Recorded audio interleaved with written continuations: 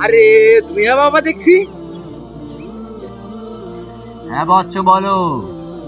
আমি জানি তোমার মনে একটা সংকোচ আছে যে তোমার ভবিষ্যতে কি হবে। আমি অন্তর্গামী, আমি সবই জানি। তোমার ভবিষ্যৎ অনেক সুন্দর, কিন্তু একটা পথের কাঁটা রয়েছে। যেই কাঁটাটা যদি তুমি হাঁটাই ফেলতে পারো, তাহলে তোমার পুরো ভবিষ্যৎ একদম উজ্জ্বলে উজ্জ্বল। তাই নাকি বাবা? তাহলে আমারটা ঠিক করে দিন। বাবা, বাবা, হ্যাঁ বলো বৎস। আমার গত 1 বছরে কি হবে আপনি বলে দিন না। তোমার ভবিষ্যৎ অনেক উজ্জ্বল। তুমি ভবিষ্যতে অনেক উন্নত হবে এবং তুমি অনেক টাকার মালিক হবে, যা আমি পরিষ্কার দেখতে পাচ্ছি।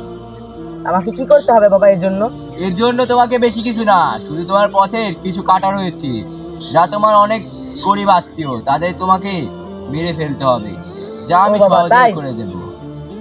এই এই আমি যে তোকে এখন মারবো তুই জানতি না? হ্যাঁ, ওই! তোর ভবিষ্যতে ছিল না? এই এই তুই আমার জানতি না সঙ্গে আমি তোকে মারতাম?